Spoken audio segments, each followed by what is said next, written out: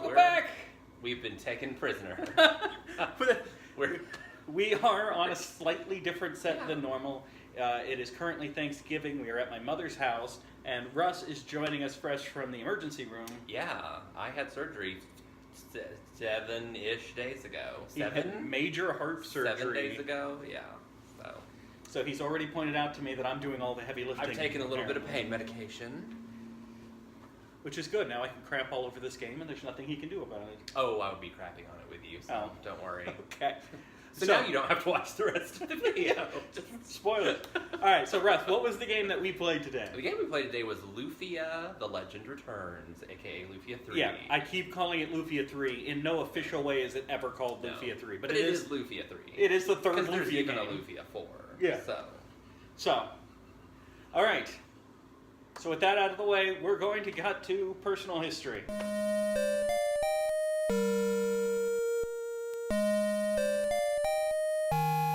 My personal history with this game is it's just like all the others. I feel like I repeat myself every time. I have the Game Boy Color cartridge. I played it on the Game Boy Color, and then I played it again for this review for the first time in however many years that was, because it's not a great game. But I do have it in my mom's closet. I never actually owned a Game Boy Color. Oh, neat. Okay. So, I did not play it when it came out. And rather than have my normal... I never played it. I did a little bit of research. So, this game came out in 2001. It was originally developed for the PlayStation, but the company developing it went out of business, and a new company came in, grabbed all the assets, and then took a PlayStation game and downgraded it to the Game Boy Color, and then reworked a bunch of elements and plot. Because when I think of two systems that are roughly comparable in terms of technology and ability, I think the PlayStation and the Game Boy Color. Right. Basically the same system. The most interesting thing about this game is that backstory information about how that was it. Like what you exactly said, how it was retooled, and I'll talk more about that later. Yeah, I can kind of see elements of that, but yeah we'll get to it. But first, story and characters. Yeah.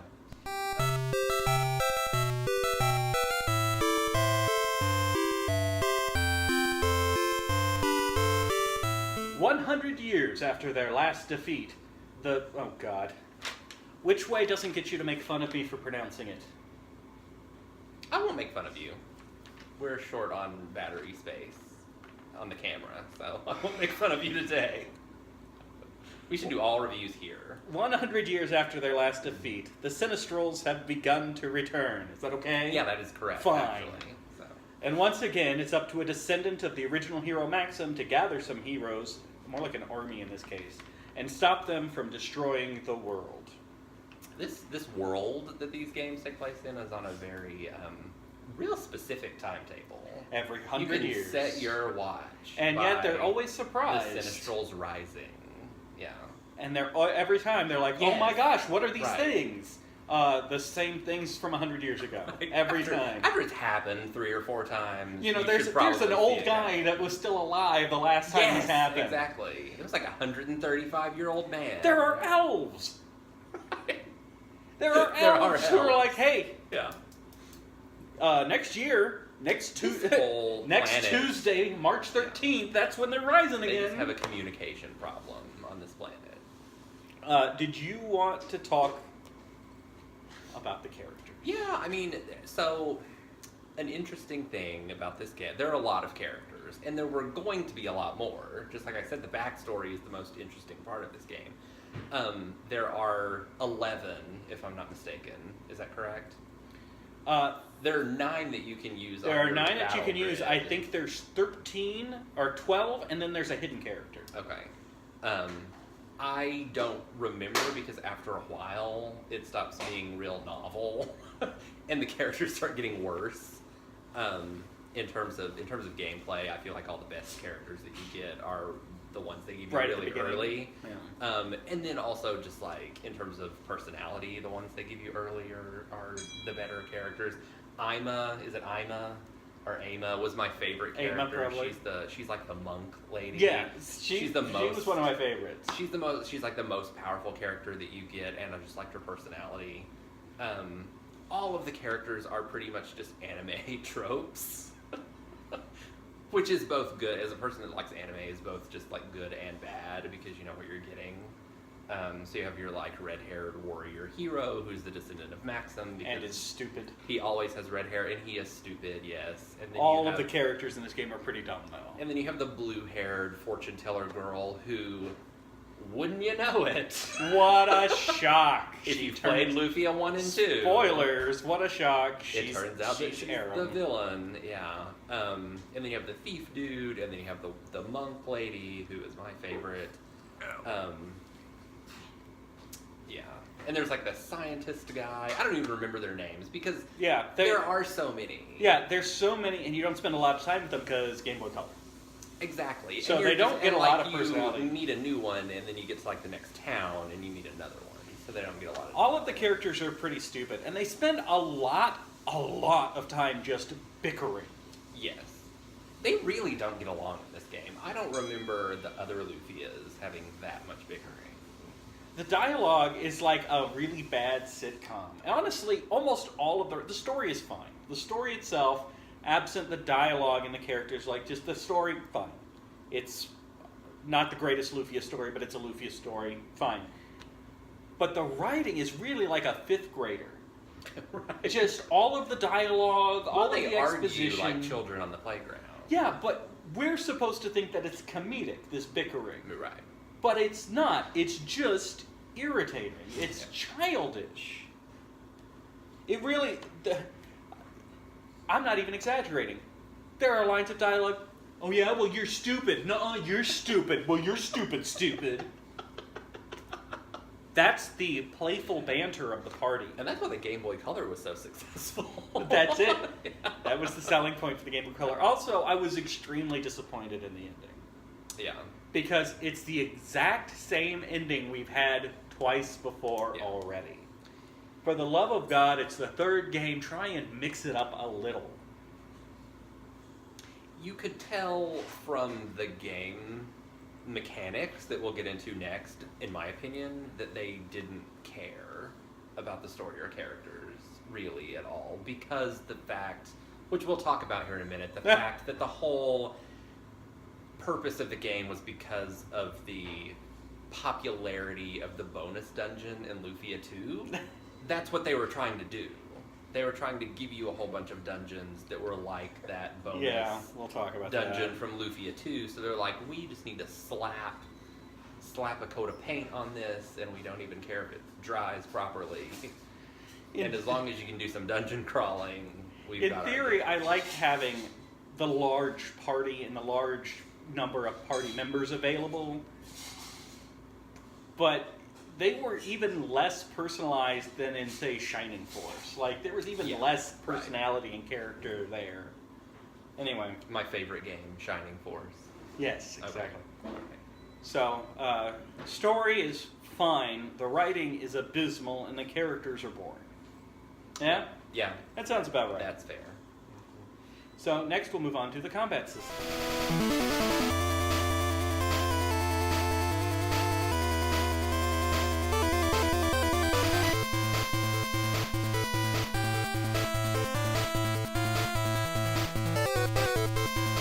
So I actually do kind of like the effort that went into the combat system. Yeah.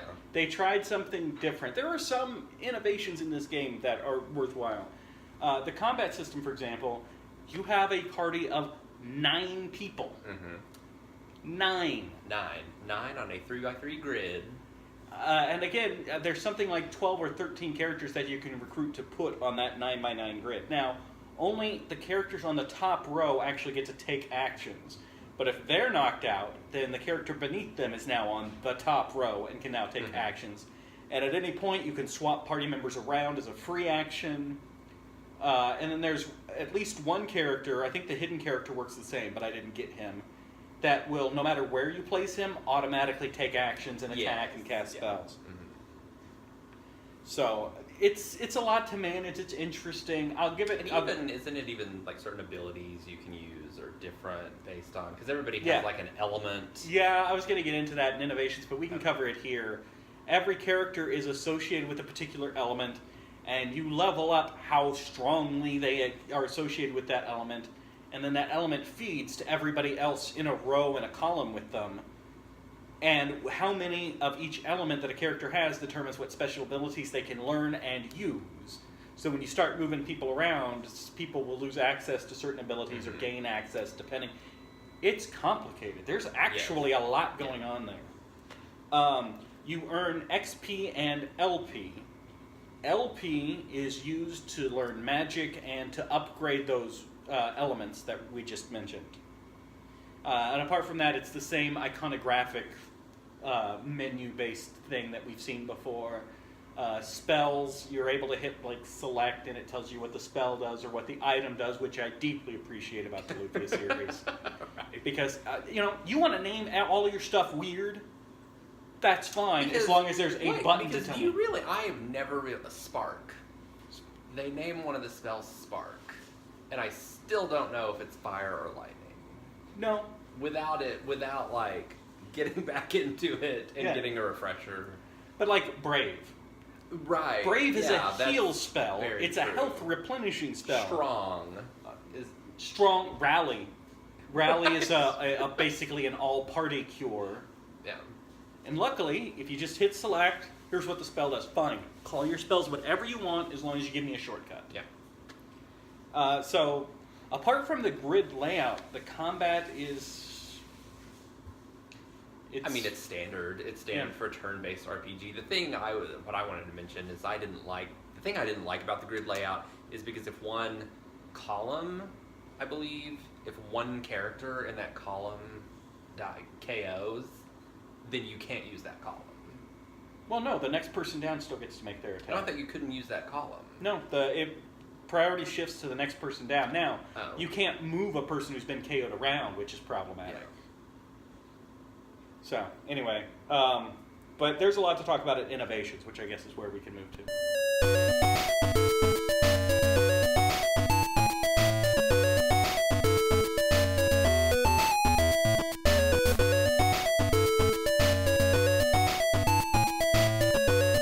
Hey, you know what this game does?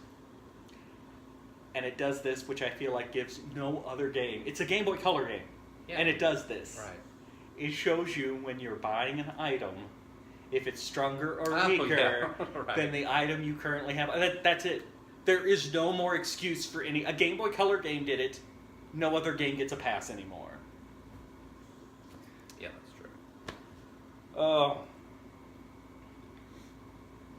SF is actually, we were calling it Elements, but I think it's called SF, right? Yes, right. Yeah, and you use your LP to level that up, or to buy magic spells from a priest. In each town, a priest can save your game and can sell you magic for all your characters. Seems a little blasphemous. It's holy magic. Nothing says holy like calling lightning from the sky to strike down at your enemies. The game also has a pretty decent tutorial system to introduce you to all of these strange mechanics. It actually does a good job in teaching you about placement and SF and IP waves and special abilities. A tutorial system on the Game Boy Color. It does have a tutorial system. I will give it that. I will say that the menu, I don't know if this is the right place to say it, but the menu is the most convoluted nonsense that I have ever had to scroll through in any game ever. The way it groups things together are weird. The tutorial system and the complex menu, I think, are what you can see where it was meant to be a PlayStation game. You have like folder tabs of your characters at the top that you can go across. And so if you go left and right on the D-pad, it like tabs through your characters, and if you go up and down, it goes through these little icons on the side that I didn't even notice at first when I was in the menu, and I'm like, how do I get to magic? Yeah, magic and items are grouped together. So you go into the magic and item thing, then you can pick to use magic. Then you pick which person, which spell, and then who to use it on. It really, frequently in this game, you get the feeling that everything was either dumbed down or had to be just like mashed together in order to fit into the smaller... The menu is where you really see, like you said, that it was a PlayStation game that they were having to condense into something small. But you know something else they do that I like? Hidden items in towns. Yeah. I always like it when there's a reason to go poking around in every corner. Let me go look at this bookshelf. Let me go look at this tree. And they put them in really, like, if you've been playing JRPGs for a long time, you know that you need to wrap yourself all the way around to the back of a building and go around the side to get that one little barrel that you can't reach from any other point. Yes. And you're always rewarded with an item. Yeah, and they make sure... They don't ever, like, fake you out on that. No. They make sure that you can go into the back of item shops and get those treasure chests behind the shopkeeper. Yeah. We'll get to the dungeons in just one second. So it has visible enemies in dungeons, but random encounters on the world map. Right. I like visible enemies, but you're not on the world map that much, so it didn't bother me that much. Russ, do you want to talk about the dungeons? The game was totally centered around the dungeons. So, kind of to go into the backstory of it, my understanding is that when it was in development as a PlayStation game, they were actually basing it around characters. It was going to have as many characters as like Chrono Cross, that has like 45 characters. Only 45? Yes, Chrono Cross has 45. So there was going to be like a vampire. What's funny is I read just an article online that was taken from like an old Nintendo Power or something, and it was talking about characters that were like scrapped from the game. They had about 6 of them listed, and there was like a vampire, and there was like a shaman person or something, and that was originally going to be the draw of the game on the PlayStation, was this giant list of characters. Or like Suikoden, if anybody's ever played Suikoden, there's like 60 or 70 playable characters in those games. But because of the I don't know what the time frame or whatever of it was, but once it became a Game Boy Color game, they decided to take the popularity of the ancient dungeon, the ancient cave, optional post-game dungeon from Lufia 2, which was a like 100 floor randomly generated. You start with nothing, you start with no items and all your characters at level 1, and you have to just build yourself up in this dungeon. And it was so popular, they decided, we're just going to make every dungeon in this game that dungeon. Randomly generated, so 5 to 25 floors or whatever. Like, each floor completely different.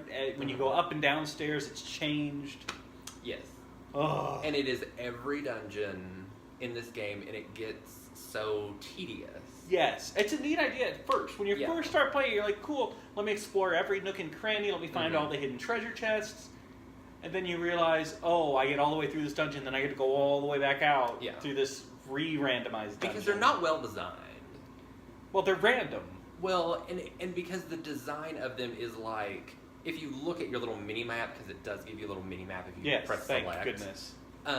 So the way they're designed is there will be like 4 to 5 rooms that are just almost just like perfect squares, and then each room is connected by little like tentacle-looking hallways.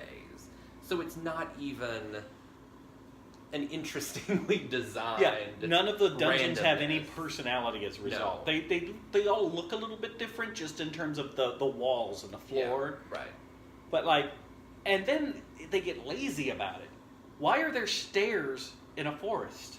Right. It's a 5-story forest dungeon. Right, yes. Why is the pirate ship 5 stories tall? Yeah. Like, it was kind of a neat idea, and maybe on a Game Boy I could see that. Like, I'm trying to picture the Game Boy primarily as like long car trips. Right. Like, maybe I could see this making sense being played over a series of long car trips, but really it just became, you picked the exact right word, it just became tedious. Very tedious. And whatever variety they tried to put into the way the dungeons looked, you didn't even notice after a while because it was just so monotonous. And the fact that every dungeon had the little hidden, you had to run around like hitting walls, cutting the grass, or like hitting little things that you found alcoves, on the wall. Torches to unlock hidden treasure chests. This game also has side quests. I didn't pursue any of them because the game was so tedious. I just wanted to get it done with, including the hidden 13th part or the hidden 12th party member, which is a dragon. And it also has the ancient cave, which I never even went in because I felt like I got the experience. Why would you want to do it after you have done it 100 dozen dungeons of the ancient cave? And the ancient cave, and that's the point. That's my point, is that it wasn't as good as the ancient cave from Lufia 2. The ancient cave in Lufia 2 was actually it was actually pretty good. A very interesting challenge, and the procedurally generated route, floors or whatever were not all just perfect squares that were connected by little hallways. And originally randomly generating each floor sounds or each dungeon sounds interesting, but it just seems lazy. Yeah. When you actually get into it. And there are games that do it now that do it well, but are you saying the Game Boy Color just wasn't up to the 17 years job? ago? Yeah. Right. We were not there yet in 2001. It also had something I haven't seen very often. I didn't care that much, but it was unique. After you beat the game, you got a statistics screen. Yeah. Number of monsters fought, number of times party wiped, number of this, number of that. I was like, oh, cool. That's kind of neat. All right. Lufia 2 did that too. I don't recall that. Yeah, they did. I don't see it that often. So, yeah, the game, I guess the long and the short of it is the game tried to do a lot of different stuff, and most of it was just boring. I concur. Hey, speaking of boring, let's talk about music.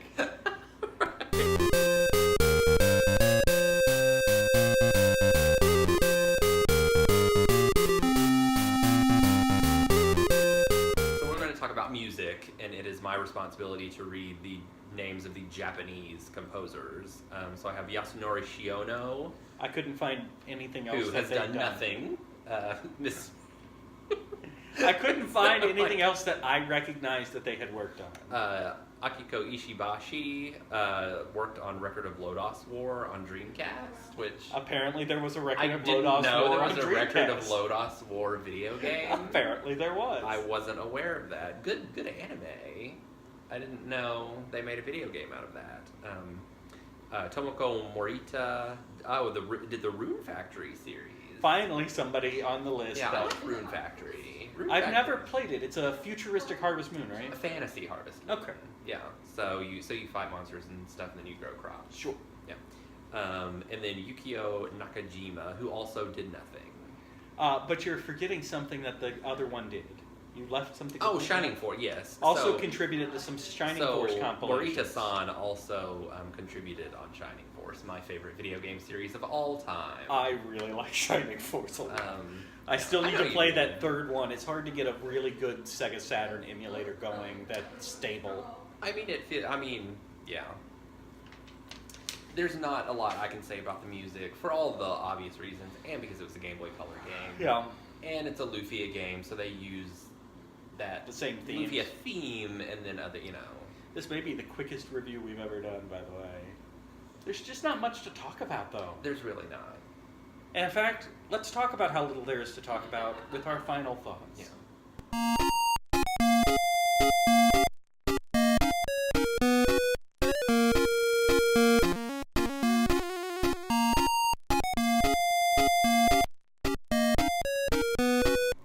My personal opinion, I know we still have one more Lufia game to review, I guess.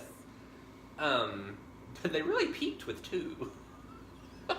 Which is the prequel. And that's why there's so little to talk about, because when you have a game that was so great on the Super Nintendo, and then you I don't know what the right word is, not degrade it, but when you keep trying to milk it regress so much to something on the Game Boy Color, there's that is very rarely do series do that, where it's like SNES, Game Boy Color. Yeah, exactly.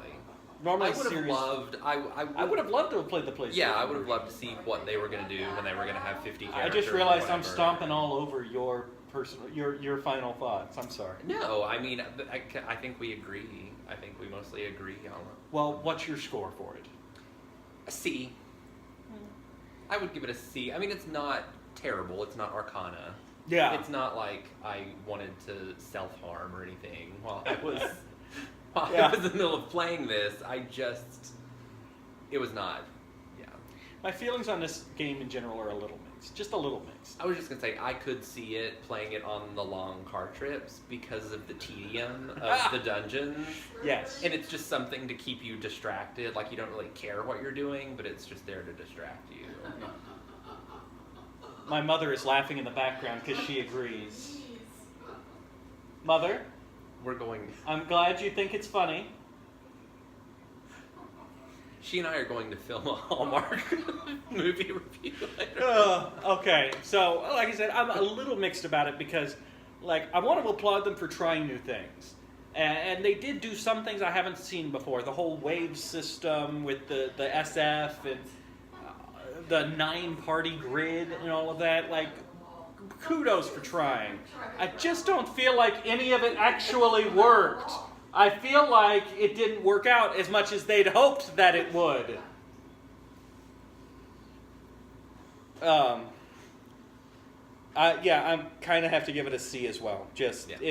It's just bland, and the writing is so bad. It is really bad. I think it was supposed to be. So here's the thing: all the Lufia games, as someone who watches anime, who loved the anime of the '90s, and Okay. all of the. There was stuff like Slayers. It always reminds me of Slayers, which was an anime from the 90s, and it was a medieval fantasy, and it was a road trip comedy. And Lufia's story has always reminded me of that, but this one, yes, you agree. Rocky agrees. This one was done so bad, done so poorly. It was trying to do the same thing. I can as kind one of see and the two. road trip feel to it too, because you're kind of on a straight loop around the world. You are. I always thought, even back in the day, that Lufia would make for like a great anime. In that same, starting with the third one. In that same vein, right? Starting with this the third one. So I think like the main character and Cena's banter was supposed to be cute, and she was like the tsundere. And You're he was stupid. whatever. No, you're But stupid. it was terrible. But you're stupid. Okay, everybody's stupid. Can we fight? Yeah. So bad. I can't recommend playing it. I can't. The first 2 Lufias were great. It's a shame they didn't make any more. It is a shame. It's a shame. We could say it ended with 2. If you want to play Lufia 3, I think the only option is the Game Boy Color. Was it ever re-released? It is on the DS. You can download it from the eShop. Okay. On the DS. I checked that out before we did this. I did not download it, but you can.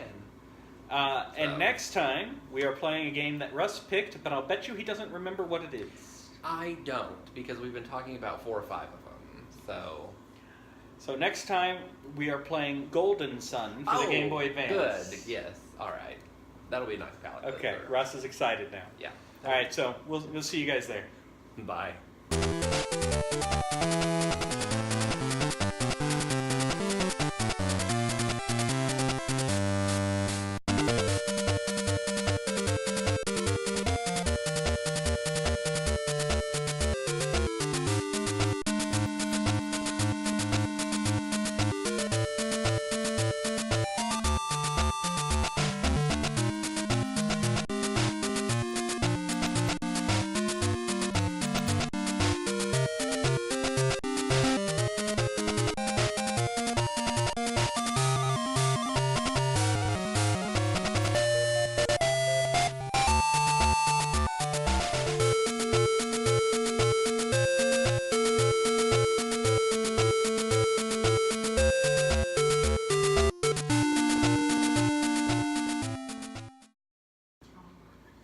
Whatever makes you happy. I love those movies. Are you watching all the Christmas movies? Yes. Oh, yes. That and Gilmore Girls nonstop is what I've watched all week. I've watched Gilmore Girls so many times, but the movies, yes. I don't miss any. Okay, we're filming. They had one that was the whole cast of One Tree Jill Hill. told me that he should record me reviewing Hallmark movies. I would love to I would do that. review them with you. I love those things. Would you two like to do a Hallmark movie review? I'm serious, please. No. Russ will be your sidekick. I can't be on camera. Russ will be your sidekick. I can't be. My problem is I can never remember the titles or the names of the actors. Well, that's hard because every title is just like, we kissed at Christmas. So, Or what? so